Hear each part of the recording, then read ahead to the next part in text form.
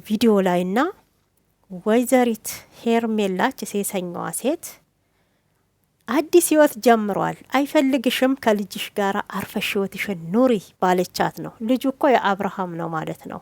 አንቺ ባለጌ የሜዳ አህያ፣ ሩታ ያነባችሁን ነፍሰ ጡር ሆነ አንቺም አልቀሰሽ ማየት አለብን። እቺ ስድ አሳዳጊ የበደላት ማለት ነው። ሰላም ውድ ተመልካቾቼ እንዴት አላችሁልኝ? በድጋሚ ተመልሼ መጥቻለሁ። ሰላማችሁ ይብዛ። ኢትዮጵያንም ኤርትራያንም በመላ ዓለም የምትገኙ ለቤቴ አዲስ ሆናችሁ ሰብስክራይብ፣ ላይክ አርጉ። የሩታዬ እህቶች ዝሙትን የማደግፉ አስተያየት ለምትሰጡኝ ከልብ አመሰግናለሁ። እጃችሁን ቁርጥማት አይንካው፣ ጤናውን ትርፍርፍ አርጎ ይስጣችሁ። ለሀገራችንም ኢትዮጵያን ሰላሟን ያብዛ እላለሁኝ። እንግዲህ ዛሬ በጣም እየተናደድኩ ነው ቪዲዮ እየሰራሁ ያለሁት። በጣም ይቅርታ አርጉልኝ። አቤል ማታ አንድ ቪዲዮ ሰርቶ ነበረ። ልብ ብላችሁ አዳምጣችሁ ከሆነ ማለት ነው። በሄርሜላ እርግዝና እንግዲህ ማርቲ እና ሄርሜላ የደበቁት ሚስጥር እንዳለ ይሄንንም አብርሃም ማወቅ እንዳለበት እየጠየቃት ነበረ። እሱ አልነበረም። እኔ በጣም የገረመኝና የደነቀኝ አብርሃምን አሳስረዋለች የልጇን አባት። አብርሃም እኮ ለሩታ ብሎ ስንት ነገር ትቶላታል። እሷ ግን አብርሃምን አልተው ብላለች። እንዴት ወዴት እየሄደች እንደሆነ አናውቅም። የዱሮዋ ሩታ ናፈቀችን አለ አደል አቤል። ሩታማ ጸባዩ እንዲቀየር የዱሮዋ የዋኋ ሩታ አልቅሳ በቤቷ እንባዋን ጠርጋ ደስተኛ መስላ የምትኖረዋ ሩታ አሁን ላይ የለችም። ይሄ ሁሉ ደግሞ አቤል ያንተ የእጅ ስራክ ውጤት ነው። እንኳን ደስ አለክ። የእጅ ስራክ ውጤት ነው። ሩታ ልጇን ብቻዋን እንድታሳድግ የፈረዳችሁባት እናንተ ናችሁ። ለምን ብትሉኝ ሄርሜላን ጎትቶ ያመጣው አቤል ነው። ገብቷችኋል? በደንብ ልብ ብላችሁ አይታችሁታል ቪዲዮን። አቤል ነበር ያመጣለት ማለት ነው ለአብርሃም። ባለቤቱን ታልናቁ አጥሩን አይነቀንቁ እንደሚባለው ማለት ነው። አብርሃምም ያኔ የወንድ አልጫ ስለሆነ ቆፍጠን ብሎ በትዳሬማ ምንም አይነት የሴት ጓደኛ አያስፈልገኝም ብሎ አቤልን አልተቆጣም ማለት ነው። አንተ ወንድሜ ነክ እንዲከፋክ አልፈልግም። እኔ ሲመስለኝ ያኔ እንግዲህ ሄርሜላ ትንሽ የቤተሰቧ ሆቴል ነው ግሮሰሪ አለ ስለተባለ ብር እኮ የማያረገው ነገር የለም ታውቃላችሁ። ወይ በገንዘብ አታላው ሊሆን ይችላል ብዬ ነው አሁን ላይ የማስበው። እና ታዲያ አቤል በምን ምክንያት ነው ሄርሜላን አምጥቶ የግድ ከአብርሃም ጋር ፍቅር እንዲጀምሩ ያደረገው? ዝም ብሎ ይመስላችኋል? ያለ ጥቅም ነው ይሄ ጉዳይ። የሆነ የተጠቀመውማ ዳጎስ ያለ ኪሱን ማለት ነው አበጥ አርጎ ሞላ የሚል ብር ተሰጥቶታል። ዝም ብሎ አይደለም። እንደገና ይሄን ቪዲዮ ያመጣሁላችሁ ለምን እንደሆነ ላስረዳችሁ ነው። ሩታ ያኔ አልወለደችም። የአዲስ ዓመት ጊዜ ነው አይታችሁት ሆነ 2018 ሳትወልድ እንግዲህ አብርሃምና ማናት ሩታ በዓልን አብረው ሊያሳልፉ ይቅርታ ተባብለው ነበረ። ከዛን ሄርሜላ በዓልን አብሬያችሁ ነው ማሳልፈው ብላ ስትል አብርሽ ፍቃደኛ ሆነ። ለምን ሆነ? ድጋሜ በህይወት ውስጥ እንዳትገቢ ብሎ እንኳን አልተቃወመም። እሺ ምግብ እንግዲህ ሩታ ከመምጣቷ በፊት እነሱ ተሰብስበው እየበሉ ነበረ። ሩታ ድንገት መጣች። አቤል ነው እንደውም ብድግ ብሎ ሩታ እንኳን ደህና መጣሽ ነይ ቁጭ በይ ብሎ ሲል ሩታ በጣም አዘነች። ሄርሜላን ስታይ ደስተኛ አልሆነችም። በሩታ አልፈርድም። በቅናት ነው ትዳርሽን ያጣሽው ለምትሉት ደግሞ አንድ ነገር ማለት ፈልጋለሁ። ማንኛውም ሴት ባሏ ከሌላ ሴት ጋር ስታየው ጥሩ ስሜት አይሰማትም። እኔም ብሆን አይሰማኝም። እውነቱን ስነግራችሁ እናንተም ብትሆኑ አይሰማችሁም። ቅናት ለትዳር ጥሩ አይደለም ይባላል። አዎ አይደለም፣ ግን አለኮ የምትቀኑበትና የማትቀኑበት። ባላያችሁት ነገር ላትቀኑ ትችላላችሁ። ሩታ እኮ ፊት ለፊት እኮ አብርሃም ሄርሜላን ሲስማት ራቁቷን ይሄ በቁምጣ መታ እኮ አብርሃም ፊት እግሯን ሰቅላ ቁጭ ያለች ናት ሄርሜላ ማለት። ሴሰኛ አለሌ አህያ ስለሆነች ክብረ ቢስ ስለሆነች። ማንኛው ባለትዳር ቤት ነው እስቲ ሴት ልጃገረድ ሴት ያላገባይ ሴት የምትመጣው? ምን ጉዳይ አላት? ባለትዳር ወንድ ደግሞ የሴት ጓደኛ የሚያስፈልገው ለምንድን ነው?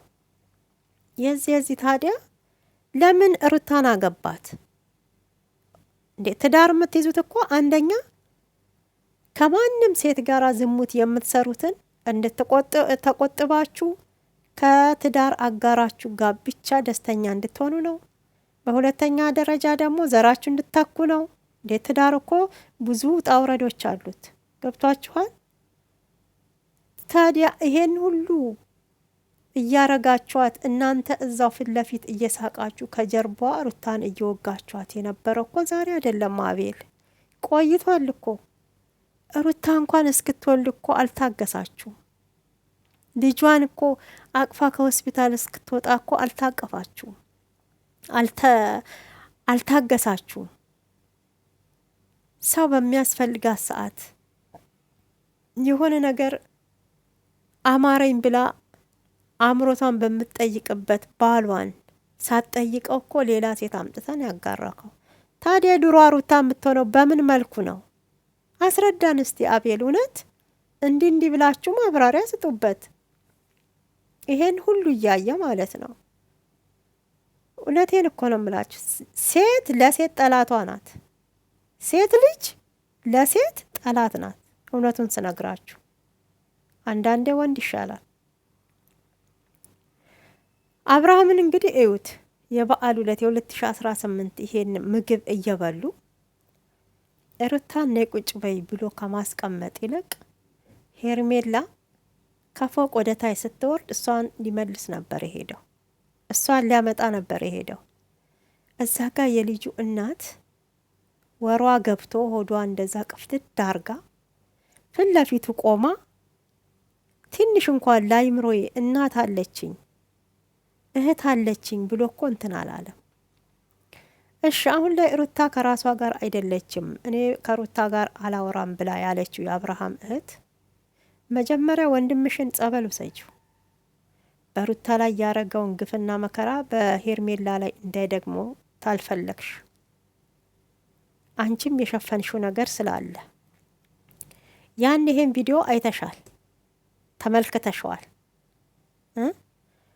እቤት በዓልን ላሳልፍ ብላ ያለች ጊዜ ሄርሜላ ለምን ወንድምሽን በድጋሜ እችን ልጅ እቤት ይዘክ እንዳትመጣ በውጭም እንድትገናኙ አልፈልግም ብለሽ ለምን ሀይ አላልሽውም? እሷንስ ሀይ አላልሻትም? አሁን ላይ ሩታ እንደ መጥፎ እንደ ክፉ ሴት ታይታ ሄርሜላ ደግሞ ለአብርሃም የህይወቱ አጋር ሆና ተመርጣለች። እኛ እሱ አይደለም አሁን እያስከፋ ነው ያለው እናት ስለሆነች። እኔም የልጆች እናት ነኝ። ገብቷቸዋል። እናት ስትሆኑ ደግሞ እውነቴን ነው ብዙ ቻሌንጅ አለው። እቺ ወይ ወልዳ ገና አታቅም። አሁን እንግዲህ ፍሬ ይዣለሁ ብላለች አይደል? ሩታ ታመመችውን ያኔ ለበዓል አንቺ እዛ እየሳቅሽ ስትበይ እሷ ደግሞ እዛ ጋር ቆማ በር ላይ ስታለቅስ የነበረውን አንቺ ማልቀስ አለብሽ። እግዚአብሔርን አንዷ መታ ሩታ ያለቀሰችውን ከዚህ በፊት አንቺንም ባስለቀሰችሽና ፈጣሪ ባሳየን። ቅር ብሎሽ ነው ወይ እኔ በመምጣቴ ብለሻት ላለችው ምን ትሰሪያለሽ? ቤተሰብ አልባ ናት እንዴ? ቆይ ነው የምለው እቺ ሴተኛ ሴት። አሁን የመጣው ወንድሟ ለምን አብራ አላሳለፈችም? የአሁኗ ጓደኛዋ ማርታ ያለች ለምን አብራ አላሳለፈችም በዓልን አብርሃም ቤት ከመምጣት? እኔ አሁን ባሌ ጓደኛ ትሆነው ብለው ሴት ቢያመጡ እሺ ብዬ እቀበላለሁ? እንዴ አልቀበልም። እሱን ተውት። አሁን ለሩታ ወንድሟ ጓደኛ ይሆናል ብለው ሌላ ወንድ ቢያመጡ አብርሃም ዝም ብሎ የሚያይ ይመስላችኋል? ይመስላችኋል? ያኔ በነበሩበት ወቅት ነው ምላችሁ። እሺ ያኔው አለፈ። አሁን አቤል ያኔ ሩታ ላይ ሄርሜላን ለአብርሽ እንዳመጣው እስኪ አሁን ሌላ ሴት ለአብርሃም ይዘክናና ሩታ የተሰማትን ስሜት በእውነት ነው የምላችሁ ሄርሜላ እንዲሰማ ትፈልጋለሁ። ያኔ የሩታ ህመም ሩታ ዋጋ የከፈለችው እሷም ዋጋ እንድትከፍል እንፈልጋለን። በእውነት ነው የምላችሁ። አሁንም ቢሆን ኤፍሬም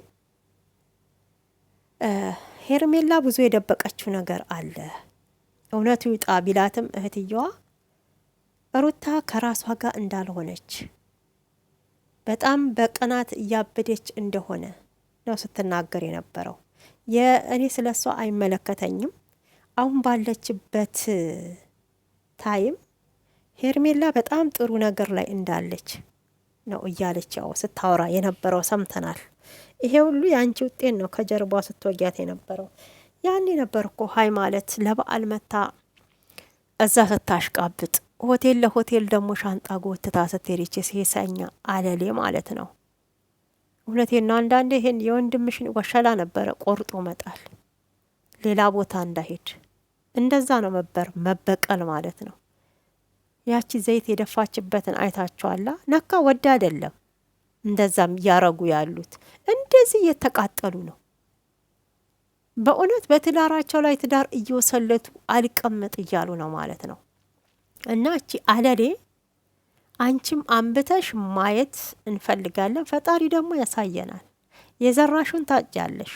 ሩታዬ አይዞሽ፣ ከድሮም ጀምሮ ቻሌንጆችን አልፈሻል፣ ብዙ ፈተናዎችን አልፈሻል። ይሄንንም ደግሞ ታልፊዋለሽ። አሁን ላይ ከህይወታችን ውጪ ልጅሽን አሳድጊ አለችሽ ተመልሳ ማለት ነው። እቺ ክብረ ቢስ ክብር ቢኖርሽማ ገና ሚስቱ እርጉዝ ሆና ነፍሰ ጡር የሆነች ሴት ጋር መተሽ የሰው ባል አትቀሚም ነበር በእውነት። ወይ ደግሞ ተፋቶ አላየሽውም። ግን ምን አይነት ሴሰኛና የወንድ ጥማት እንዳለብሽ እዛ ላይ እኮ ነው የምታስታውቂው። በእውነት ክብር ያላት ሴት እንዲህ አይደለችም። የዘራሹን ደግሞ ታጭዋለሽ።